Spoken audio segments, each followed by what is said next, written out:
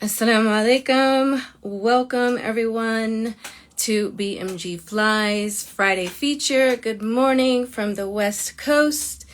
Today our Friday feature features the phenomenal Jamilah F. Bashir, also known as the IEP coach. Happy Friday! It's March 22nd and day 11 of Ramadan 2024. Welcome to our weekly live broadcast at BMG Fly. We are a nonprofit dedicated to empowering Black and Muslim girls and women and amplifying our unique narratives. Welcome.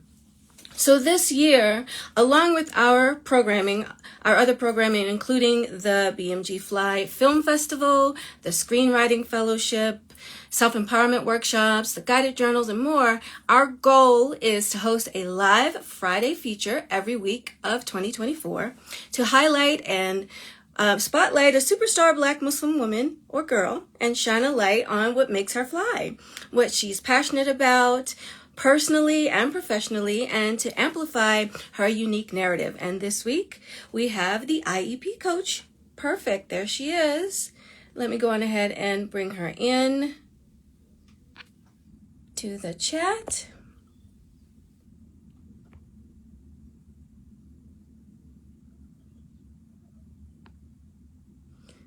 Just one moment. So while we're waiting for her to log in, I just want to reintroduce myself. My name is Nia Malika Dixon, and I am originally from Baltimore, living on the West Coast now. And I'm a filmmaker, storyteller, former educator, mom.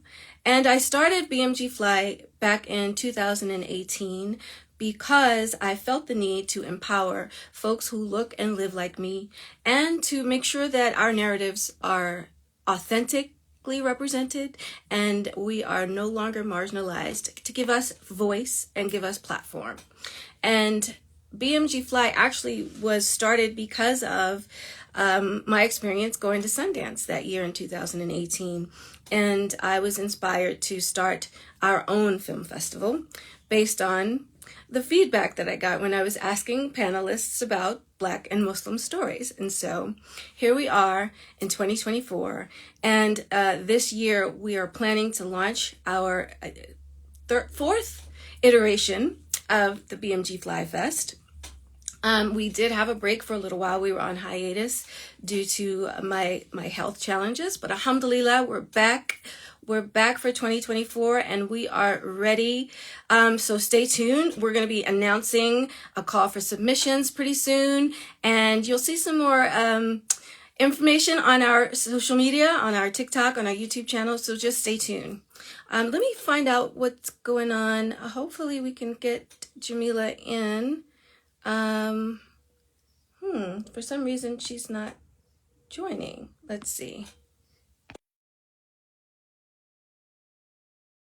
Because today we are going to be talking a lot about education.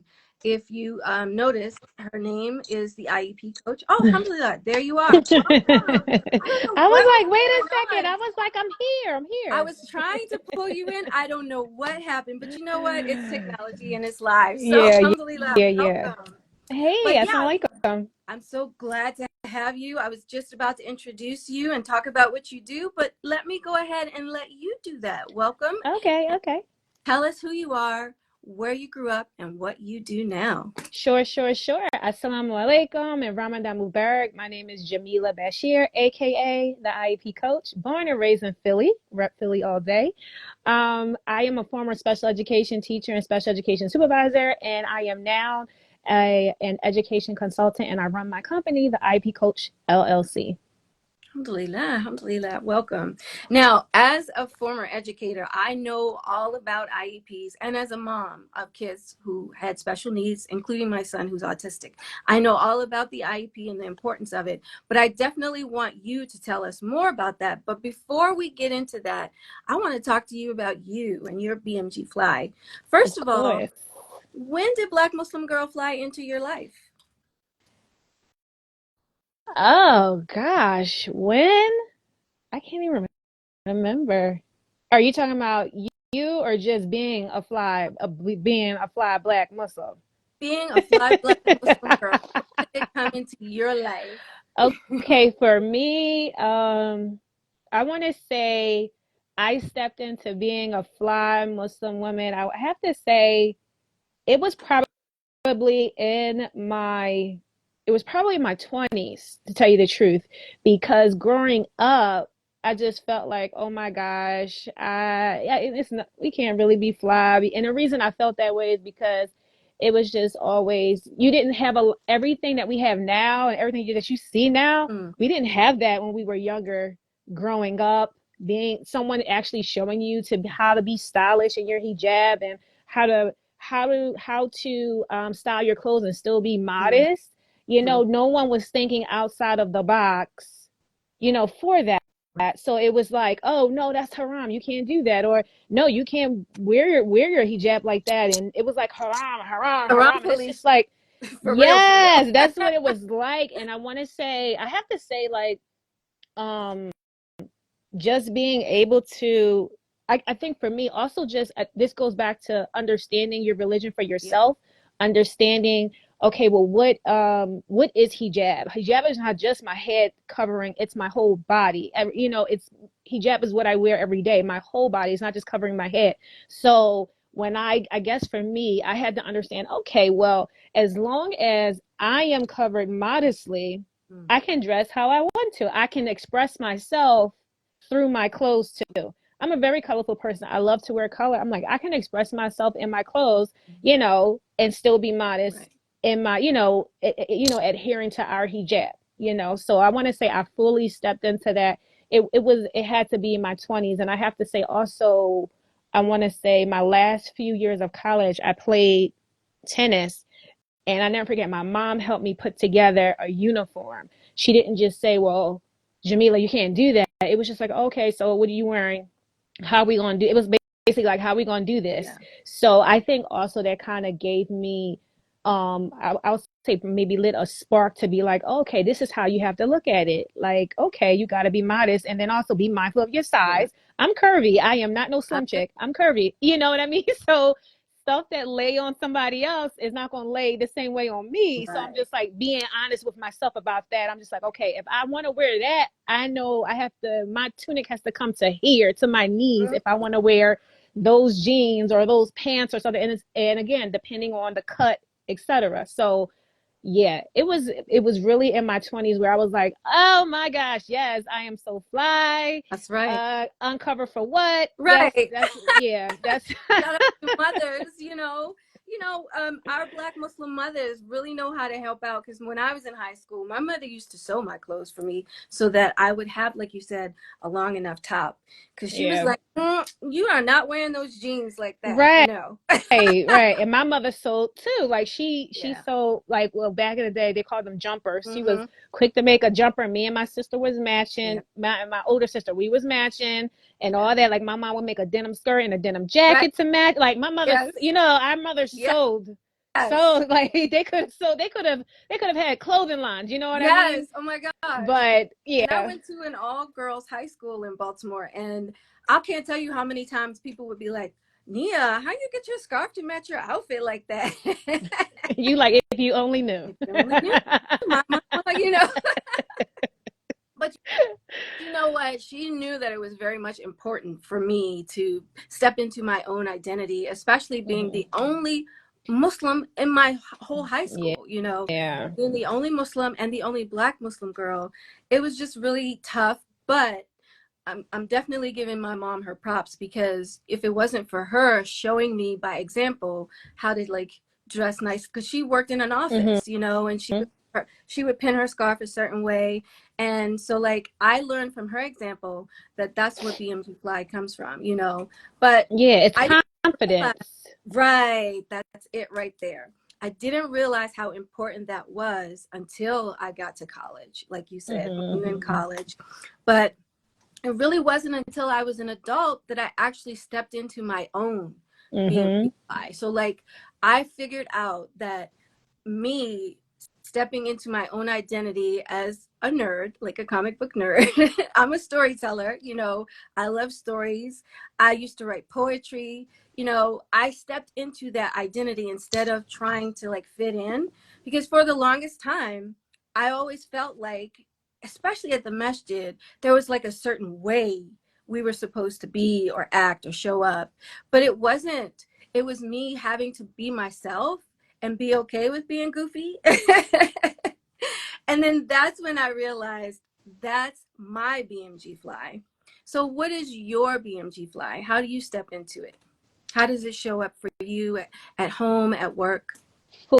For me, like you were saying, being the only black person, period, sometimes being the only visible Muslim, Right.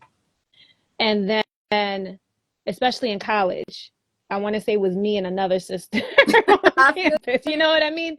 Then when I started my career, I want to say, like, yes, Philly, we have so many, Black American Muslim, a huge Black American Muslim community here. Mhm. However, again, I'm the only Black Muslim at my school. I'm the only Muslim, period, at my school. Right. It wasn't until maybe my fourth or fifth year of teaching, Mm-hmm. there was another Muslim, and it was another Black Ooh, American Muslim, and we knew each other. So that's it was good. like, she was a, seasoned, I don't want to call her OG, Yeah. she was a seasoned sister, but, she had her style. And then for me, it was just like, I was just figuring out, well, what's my style? What do I like to wear? And for me, my mother's colorful. My mother's wear colors all the time. So that's naturally just was me. I love wearing bright, bold colors. I love wearing patterns. Like even my seamstress who I go to often, Naima Muhammad, she already know. She Unbelievable. already know. Like she will sometimes she will send me fabric like, oh, I saw this, I was thinking about you. Mm. Or she'll be like, if I need something, she'll be like, okay, what are we thinking this time? She knows I'm like, okay, I'm feeling red, or I'm feeling I want a nice bold print or something. So like for me, like I love wearing bold pieces. Mhm. Sometimes the bold piece is my hijab. Sometimes it's my hair covering, but I may have on a solid color, but my hijab is a bold piece. You know what I mean? It's a Yeah. bold print or something. So I do like to stand out, and some people may look at that as, oh, you're drawing attention to yourself. And I'm just like, well, lower your gaze and stop looking at me. Hello. That's how I feel about That's that's how I right. feel about it, Yeah. because I'm just like, no, this is me. So like even, and then also for me, I'm just like, I have to, it's like when you're the only one, there's a certain pressure to be like, you got to represent when you go.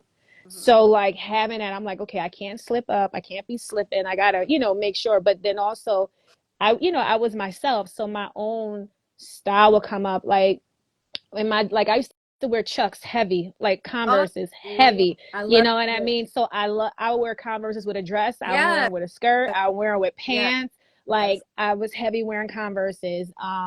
So it's like me wearing a garment and some sneakers. That's not. Hey, I will wear heels with something. You know what I mean? I love me a nice pair of heels that I can walk Right. in good.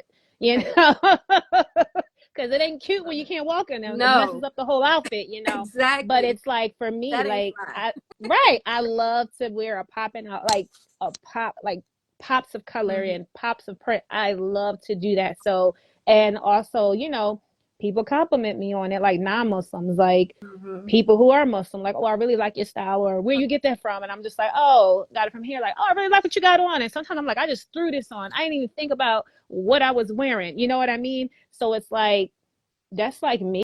Like, it's just like what feels right to Right. me, accommodates my shape, because that's important. Yes. And I just go from there. But like, definitely for me, I'm not a person who will wear dark colors or solid dark. If I have a dark color, I'm gonna have a bright hijab on. You know Right. what I mean? I have to have contrast.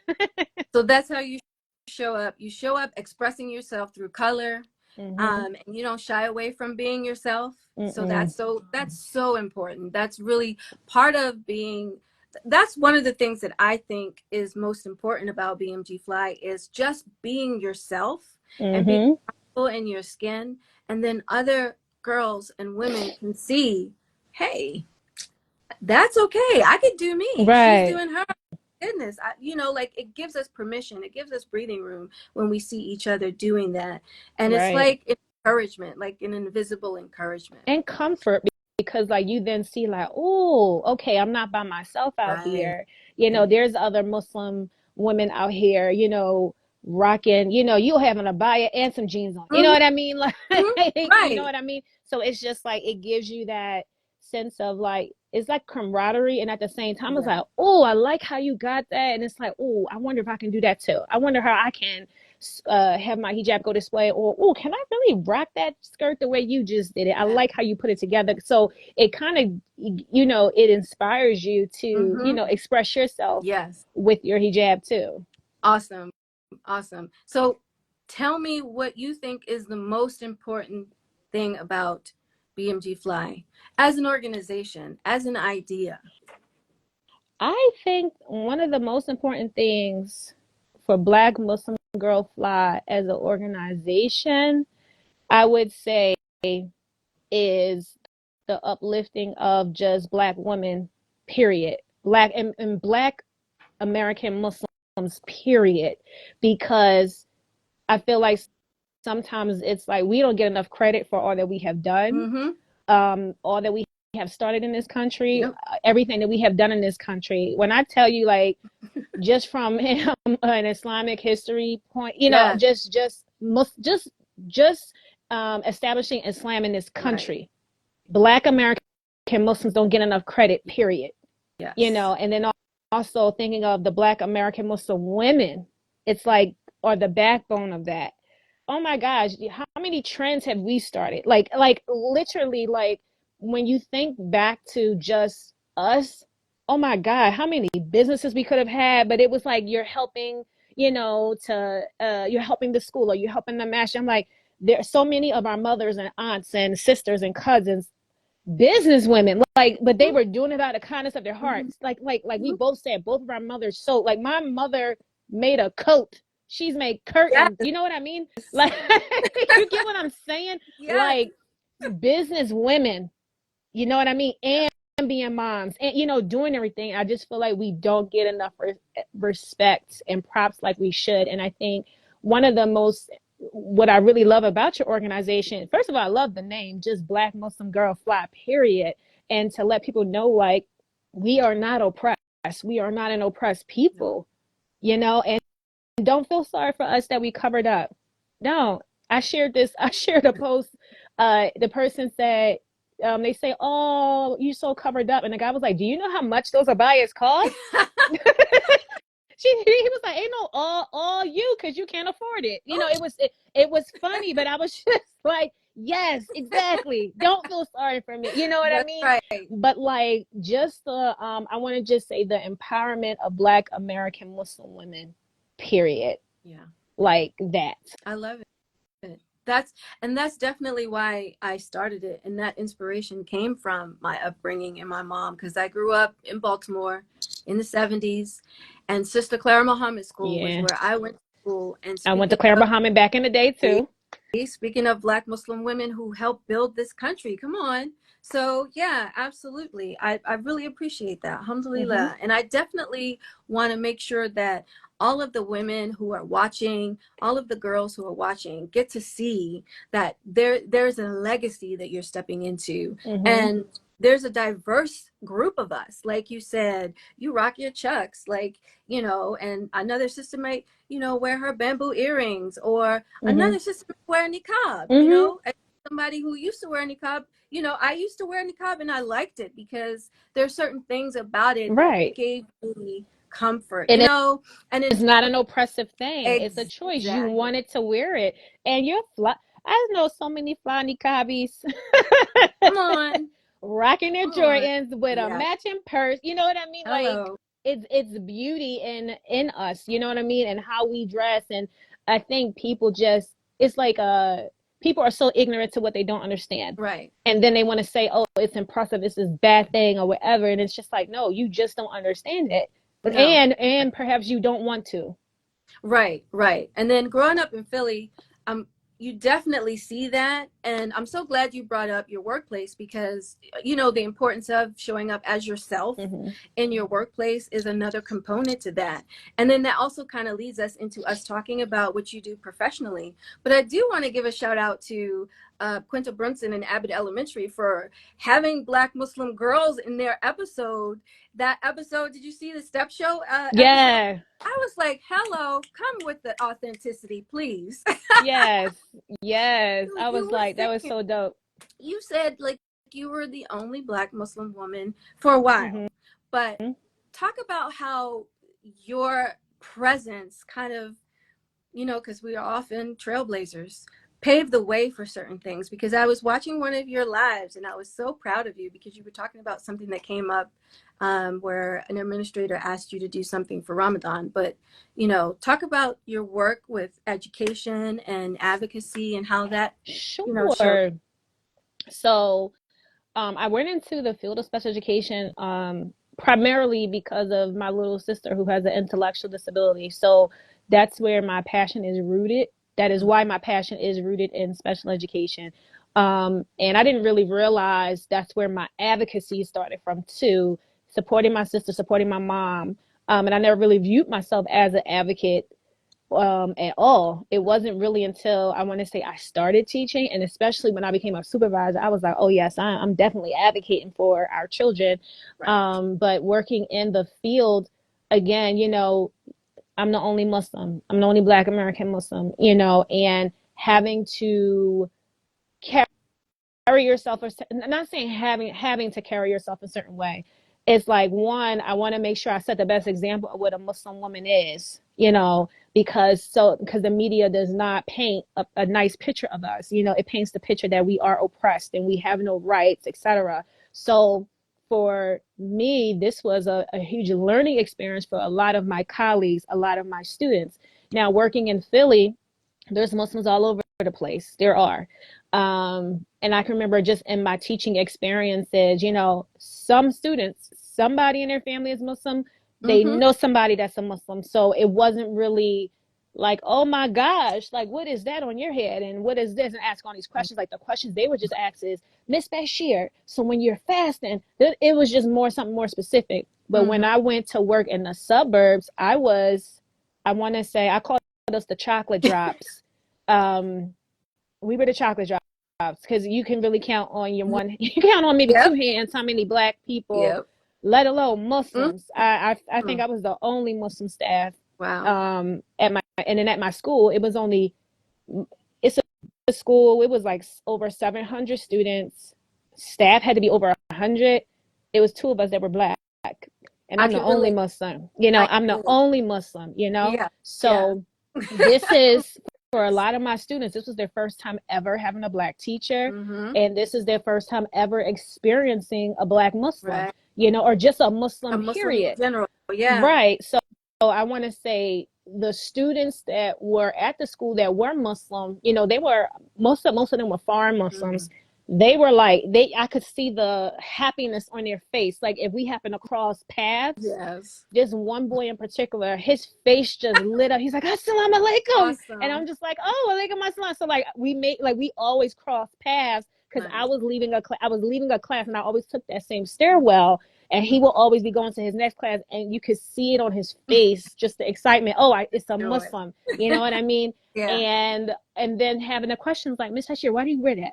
Mm-hmm. Oh, Miss Fisher, you must have every color because they know I coordinate. I'm sorry, I'm not sorry. No, This is me. that's right. I'm sorry if I change my clothes. I'm change my hijab if it don't match. You Yeah. know what I mean? Oh, I'm not coming in looking like no ringy dink I whatever. love it. So they would be like, "You must got every color of the rainbow." You know what I mean? Right. Asking questions like that, and then also having the experience where, and this is the first time in my whole career where I had someone, it was a parent who didn't want their child in my classroom because I was a Muslim, Mm-hmm. but not necessarily anything that I did. It was just their own personal experience that they had.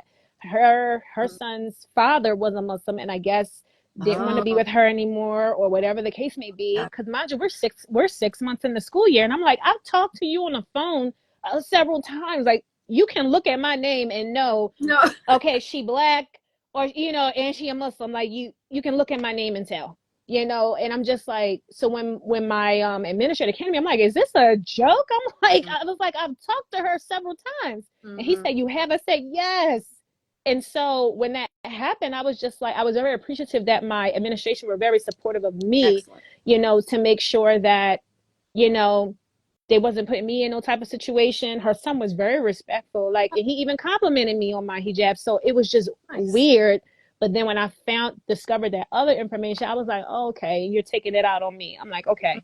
And then when I became a supervisor, so when I became a supervisor, I was working in Brooklyn, and I was working in Flatbush, East Flatbush. And so huge Caribbean population. I loved the school where I was at.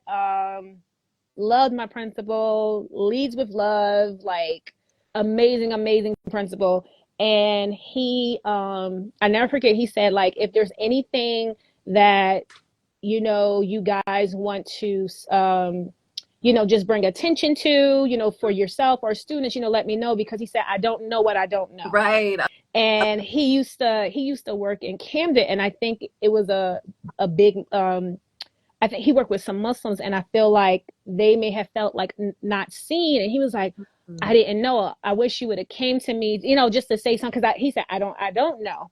And you don't know what you don't know. So when he came to me asking, oh, I want you guys to do a Ramadan presentation. I was like, oh my God, what? I was like, my principal, you came to ask me? Like, my AP had messaged me. He said, not Ramadan. He said, Juma Mubarak. I said, what? I ain't never had this happen to me before. So I was just like, oh my gosh, like, I actually have administration that pays attention to the population, not just the student population, but the staff. Yes. So when he did that, I was like, oh, this is great. And then it also built more, I want to say, a closer bond between me and my Muslim colleagues, actually one in particular, she fell in love with her hijab all over again, nice. And she had me crying, because she was just like, I watch how you move, and she was just like, it really helped her. And I was just like, oh. How you doing that? Show up and be yourself. And right. You know how you do that cry, you can't really talk. It was one of those moments, but I was just like, I'm happy I was able to do that for you. You know what I mean? Because a lot of times, we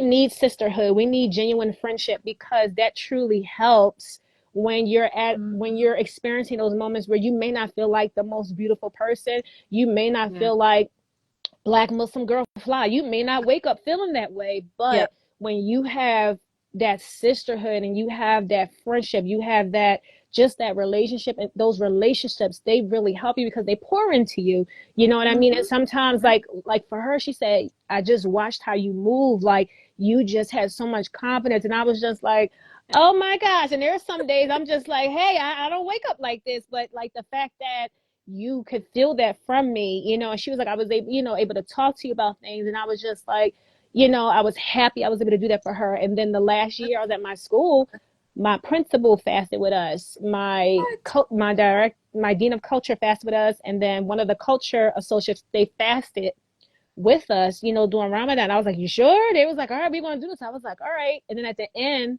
we did a Eid gift exchange. Nice. And my principal was just saying, I never realized how much energy you guys exert to not talk as much. Right. And, you have low energy, and you literally are pushing yourselves to the limit, like in the work. And he was like, and Jamilah is fighting sleep in her meetings, like, because it would be meeting after meeting. Right. And I'm sitting there like this, and my head is against the wall. Yep. And I have low energy. Yeah. I have low energy. And then you need kids. That afternoon snack, right?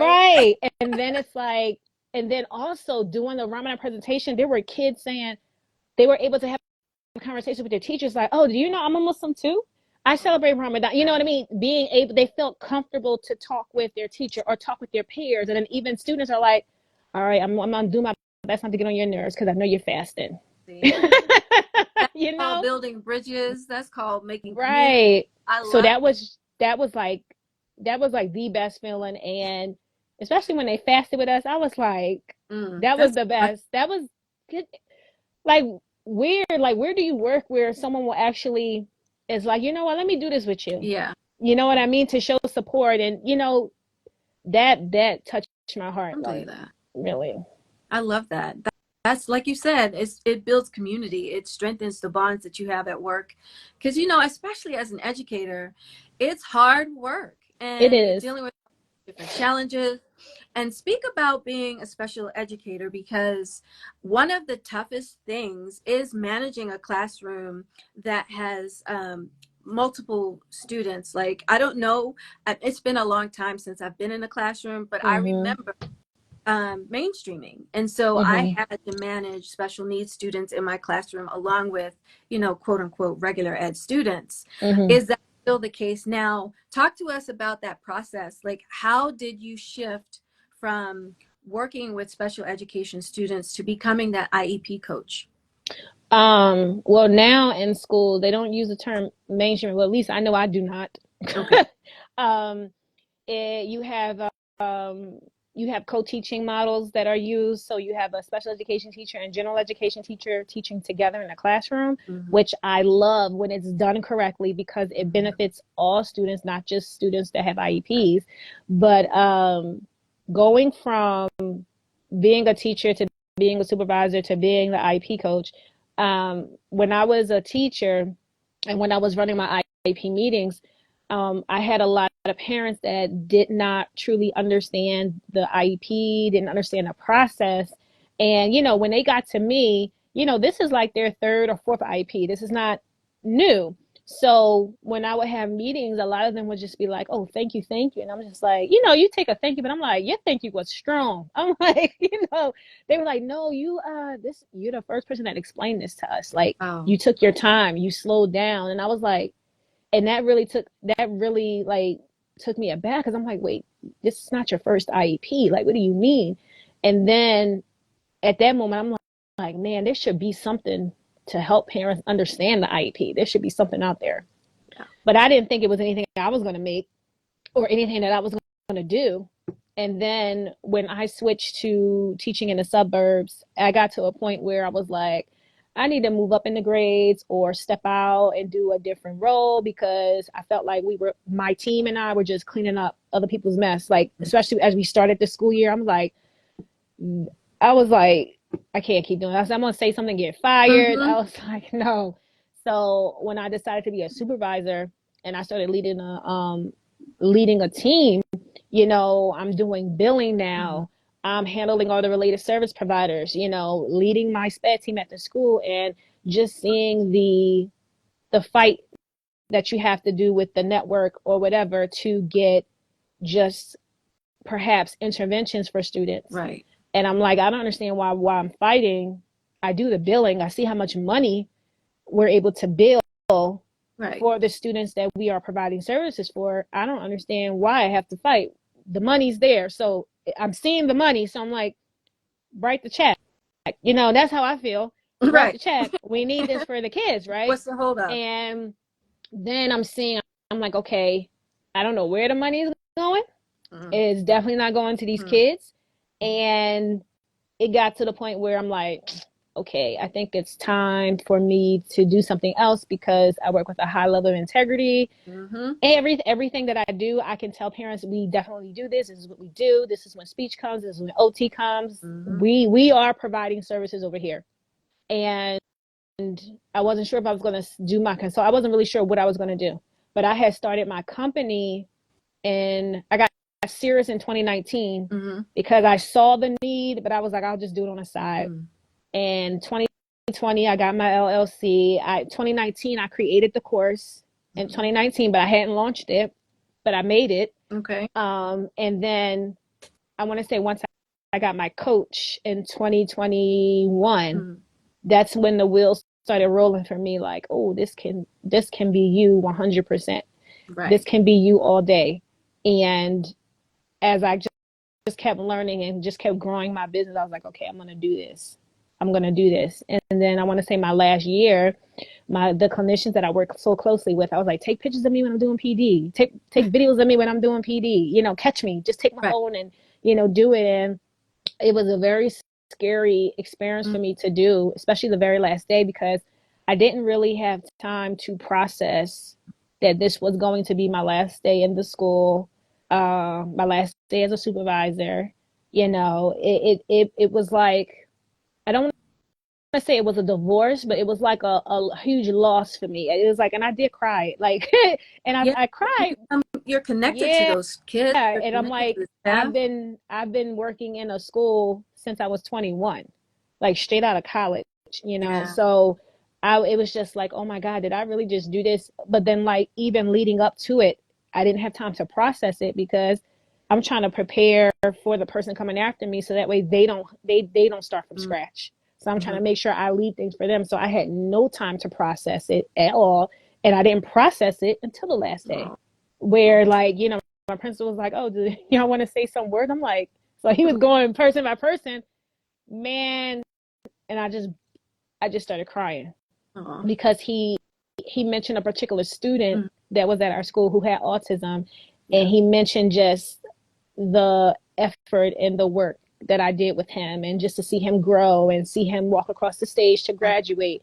I just cried because I'm just like, man, what if I wasn't here? Who would have done that for him? Who would have supported him the way I did? Right. Who would support the students the way I did if I was not here? It made me think about that. But then it also was just like, well, Jamilah, this is why you want to do your consulting. This is why you want to do the parts of your profession that you love. You love supporting teachers, and you Yes. can help teachers understand the importance of going above and beyond for our students that have special needs, not enabling them, knowing what they're capable of doing and pushing them to thrive and reach their fullest potential. You like supporting parents, making sure they understand, because you don't want them being taken advantage of. This is why their kids go misplaced, not placed in the correct placement. You know what I mean? Whereas if they had if they had the knowledge and the confidence to advocate, maybe Right. that won't happen. That's important. So that kind of also gave me that drive to step out, because it's still scary now. Like, it's hard, it's scary, it's fulfilling, and it's rewarding. I feel all of those emotions at the same time. I can feel it.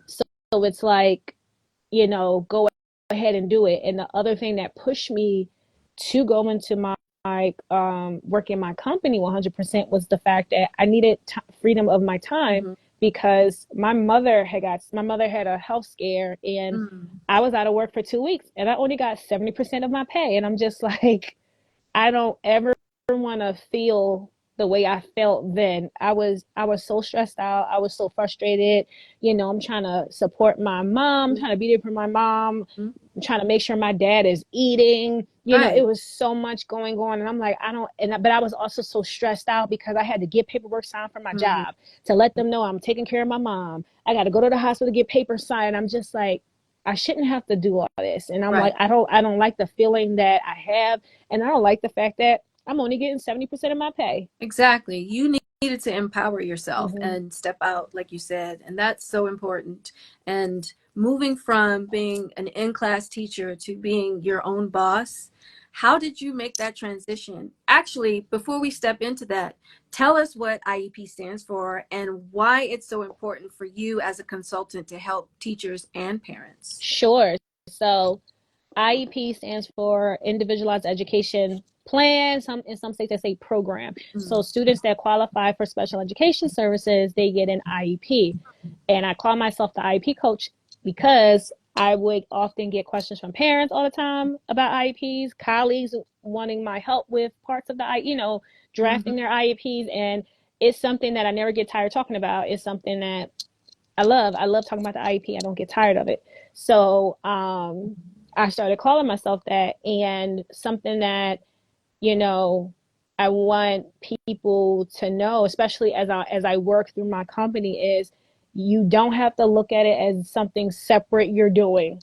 You know what I mean? When it comes to supporting your children, your students in your classroom, the importance of just fully understanding what's in your kid's IEP, what's in your students' IEPs, so you know how you need to show up in the classroom for them, so you know exactly what they need, and then also being able to know where the support is in your school if you need help. Mm-hmm. Like if students have related service providers, you can lean on those providers. They can give you some strategies and tell you some things to do in your classroom with Right. your students. But ultimately, I just want to educate people about the IEP so they are clear on what it is, what it's not. Mm-hmm. Um, Also, making sure that they write proper and thorough IEPs, and that they understand and that you understand what's in this IEP. Mm-hmm. Absolutely. Right, understand that if this kid go to another school, they should be able to read that IEP and Mm-hmm. know exactly what type of programming that kid needs. They know exactly how that kid is functioning, and they know exactly what additional supports are required. Absolutely. And so some of the people that you work with aren't just parents, but it's also teachers. And They're then, teachers, they're administrators, got sometimes colleges and universities. awesome. We've done a presentation at Pacific University and out in Oregon with their graduate education I students. So all their students were soon to be educators, soon to be love it. special education educators. So we did a presentation on case management, telling them the real deal of Right. case management. Yeah, because that's work. It's work. Yeah. Yeah, so it was basically like these are the do's and don'ts of case management. I hear you.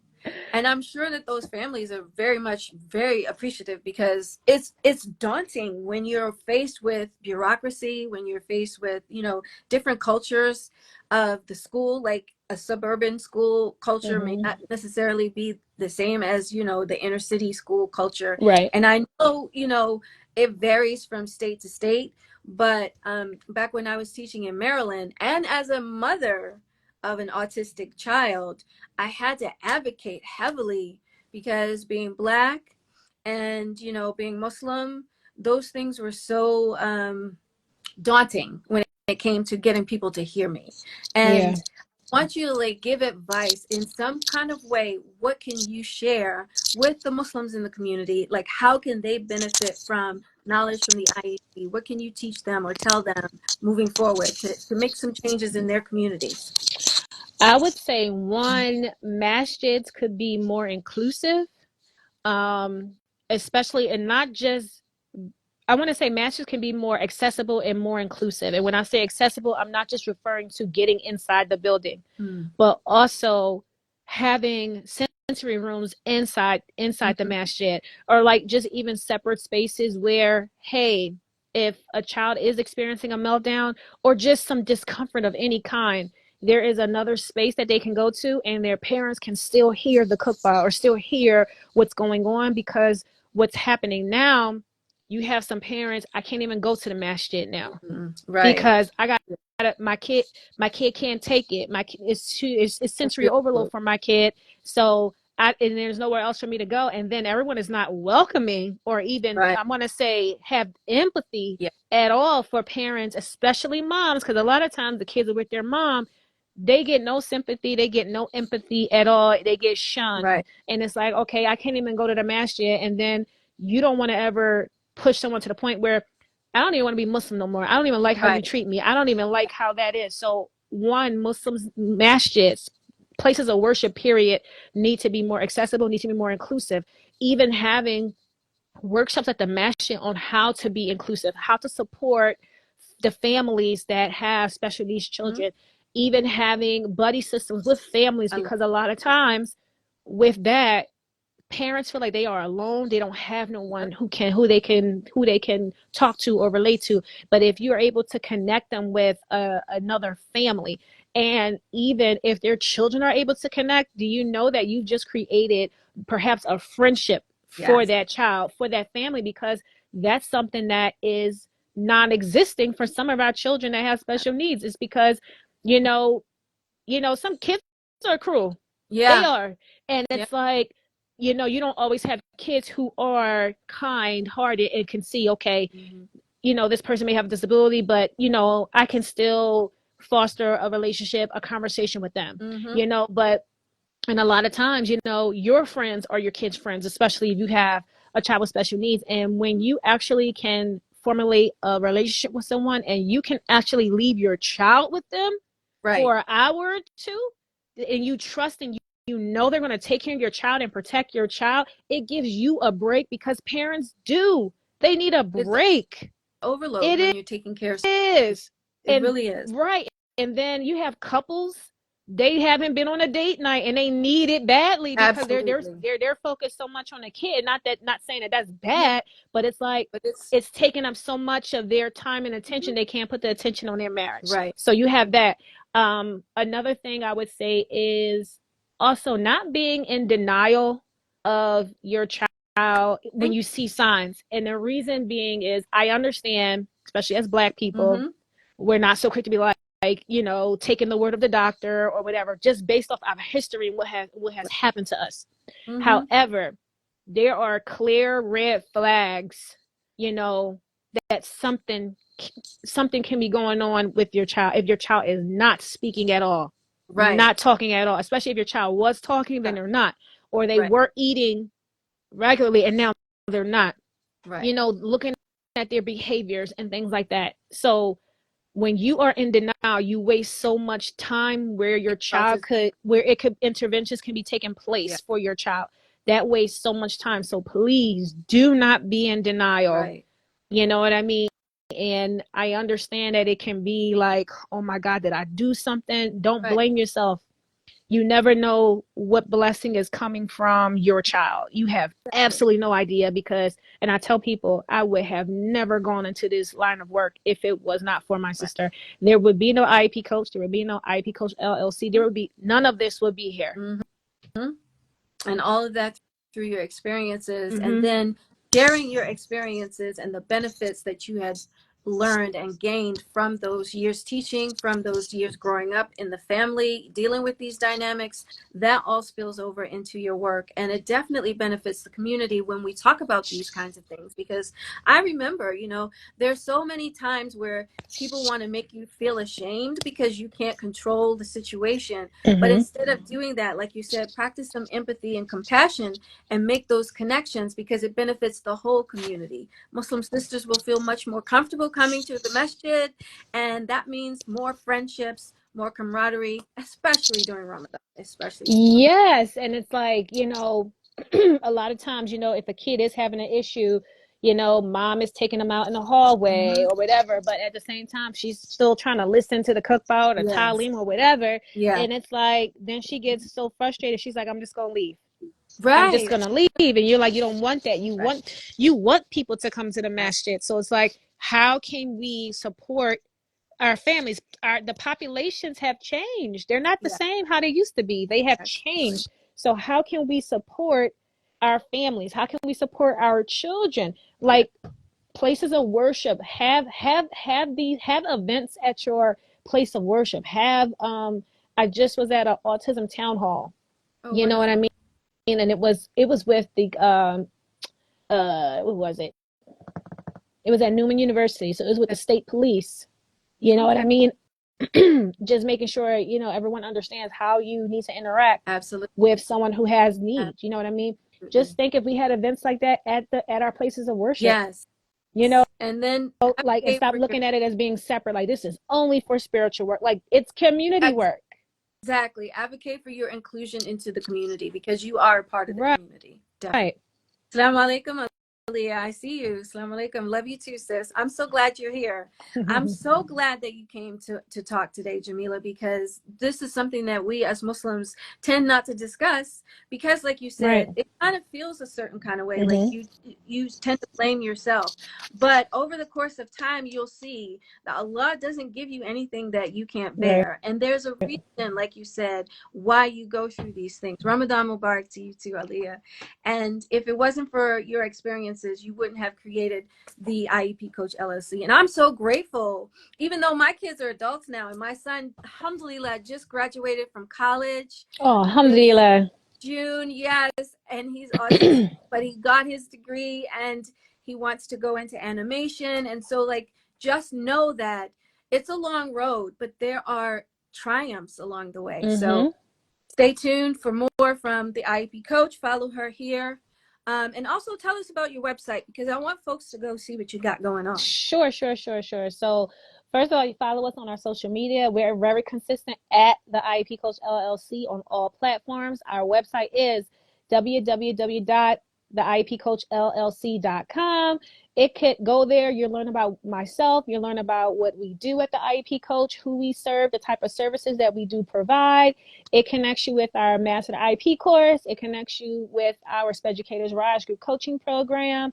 Yeah, so it gives you a little bit about everything, and it also connects you with our social media too. So you can connect with us on our social media through our website. Definitely join our mailing list so that way you know like what's going on with us, something And that's you have happening something coming up. Right. I'll be speaking at the Autism in Black virtual conference this year. I am super excited about that. Good. I discovered Autism in Black last year and I was like, oh Um, my God, a place for us. What? Alhamdulillah. So, That's and I actually did a awesome. podcast interview with the creator of and the owner of Autism in Black. So I'm excited for that episode to drop soon. So yeah, I'll be speaking there and also like joining our mailing list, you know, like what's coming up.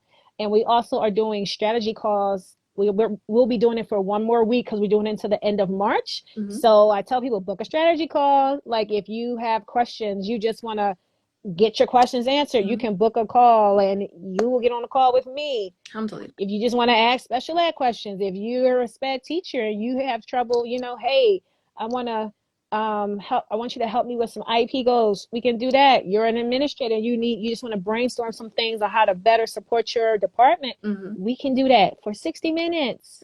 Awesome. That's wonderful. Like you have so many resources, alhamdulillah.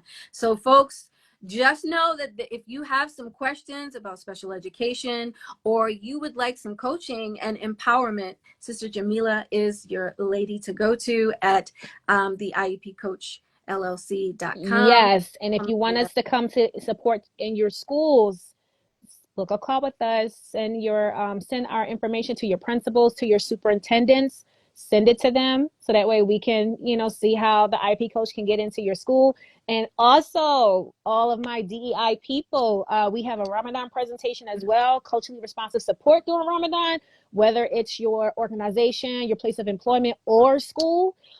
We definitely want to just spread information about how to be inclusive during Ramadan. So definitely you can book us for that too. Absolutely wonderful. There you go. Making sure that you have everybody represented and that you're sharing authentic narratives because we don't need some misinformation. Right. So alhamdulillah, thank you so much. Well, I think we've come to the end and we've got a lot. I'm so grateful. Alhamdulillah. Thank you for sharing your story. I'm sure we could probably keep talking because I know that we have different experiences, but so many similarities. Mm-hmm. But inshallah, thank you for being one of our members of Sisterhood here at BMG Fly. Mm-hmm. And before I go, what would you like to see more from BMG Fly this year, along with our Friday features? Along with your Friday features, I think you should do a live event. Ooh. Like you're the second person to say that. you need to do a live event, like Black Muslim Girl Fly, like live event. Like it is just about how dope we are. Yes. You know what I mean? Like I Okay. see that being the next thing. I want to see All that. right. See, I'm gonna have to text you offline and say, this sounds good. Let's see what I can do. This sounds Yeah. good. Seriously. Alhamdulillah. All right. Wonderful. Thank you again so much for sharing your time Mm-hmm. and your knowledge and experience and your Black Muslim Girl Fly because you are looking fresh today. Oh, shukran, shukran, shukran. All right, everybody. I will see you guys next weekend. Next Friday, we have another sister coming on. And again, follow the IEP Coach LLC here and go to her website, the IEPcoachllc.com. All right. Assalamu Wonderful. alaikum. Happy Friday. Assalamu alaikum.